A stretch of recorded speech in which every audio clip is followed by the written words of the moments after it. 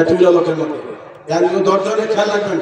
মা বোনেরা আপনাদের পেন্ডাল থেকে ওই 2000 টাকা ওখান থেকে পূরণ হয়ে যায়, ওরা তো ধান দিবে না, মা বোনেরা ধান দিবে, ওরা টাকা দিবে, আপনাদের ওখান থেকে আপনারা পূরণ করবেন। এই ফাঁকে আমার মা 200 টাকা দিচ্ছে। আমার মা যখন আসি, মা তো জানছে যে তুই টাকা করবি, ওর মা 200 টাকা দিচ্ছে।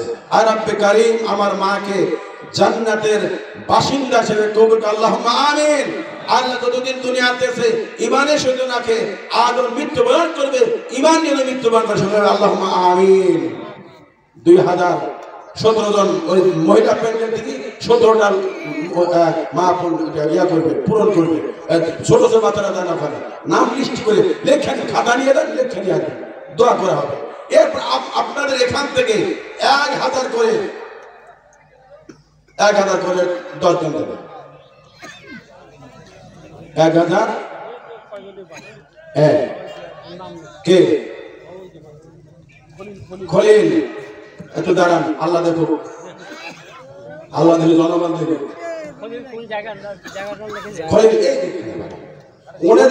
ওনাদের কেউ হাসিলে মোগা সঙ্গে বাস করে, ওদের কি নাই।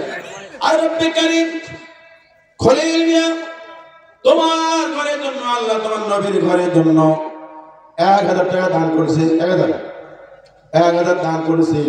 আর রব্বে কারীম তার দান কবুল করো, জানে মানে বরকত দান করো, হায়াতের মধ্যে বরকত দান করো, তার ছেলেকে কবুল করো, তার পুরা ফ্যামিলিকে কবুল করো। জোরে সরে বলি আল্লাহুম্মা আমিন, আরো জোরে বলেন আল্লাহুম্মা আমিন। আর কে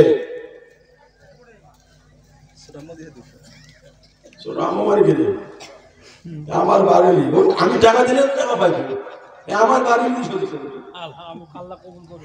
টাকা আমি দিলে তো পাইব, ঠিক না? আমি দেই 2000 কোটি হল করে দিছে। আর রব্বে কারীম আল্লাহ তোমার বান্দাকে তুমি কবুল করো।